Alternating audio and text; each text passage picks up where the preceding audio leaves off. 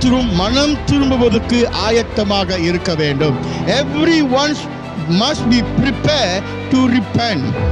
We are talking about repentance, but we never follow in the way of repentance. That's the problem that we have. திரும்புங்கள் அப்படின்னு உரைத்த சத்தத்தோட பேசுகிறோம், ஆனா மனம் திரும்புகிறதுக்கு வழிகளை நாம் பின்படுத்துவதே இல்லை. யாரும் இயேசு கிறிஸ்துவை பின்படுத்துகிறேன்னு சொல்றாங்க, ஆனா உண்மையே ஆராய்ந்து பார்த்தா அவங்களுக்கும் கிறிஸ்துவுக்கும் சம்பந்தமே இல்லாத வாழ்க்கையை வாழ்ந்து கொண்டிருக்காங்க. என்ன நினைக்கிறேன்னா, நான் பங்கு பெறுவதனால நான் கிறிஸ்துவுக்குள் பலனுள்ளவனாக இருக்கிறேன், நான் கிறிஸ்துவை குறித்து பேசுகிறதுனால இப்படிதான் நம்ம நினைக்கிறோம். சுகப்படுத்துகிறவர் ஆண்டவர்.